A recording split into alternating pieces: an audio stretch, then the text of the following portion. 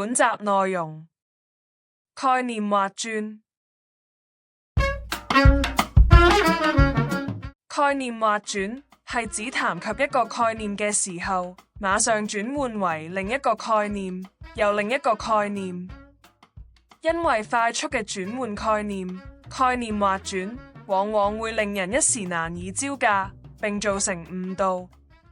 例子一：人哋丹尼雞啊，裝修得乾淨又企理，見到都流口水啦。你仲唔變啊？遲早完㗎咋？你知唔知咩叫 packaging 啊？婚外情啊 ？packaging 即係包裝。包裝啊，即係噱頭啦，噱頭即係滾人，滾人即係呃人，咁即係點做生意啫，係嘛？賣相好緊要㗎，梅艷芳都要隆胸啦。片段裏面，男子話包裝即係噱頭，噱頭即係滾人，滾人即係呃人。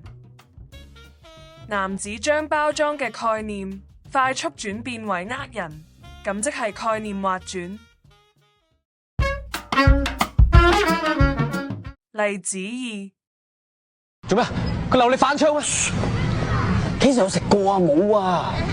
解釋即係掩飾，掩飾個扮唔識，唔係你無啦啦提起人。片段裏面，男子話解釋即係掩飾，掩飾就扮唔識。男子將解釋快速轉變為唔識，咁即係概念劃轉。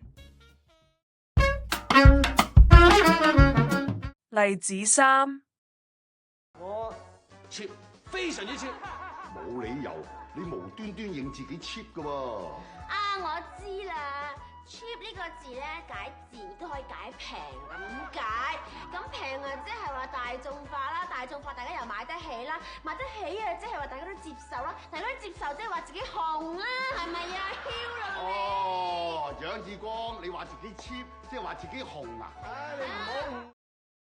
片段裏面，女子話 cheap 即係人人買得起，即係大眾化，即係人人都接受，即係紅。女子將 cheap 嘅概念快速轉變為紅，咁即係概念劃轉。最後總結，概念劃轉係快速連續咁轉變概念，而造成誤導。相關嘅議題，我哋會係將來嘅集數再加以討論。拜拜。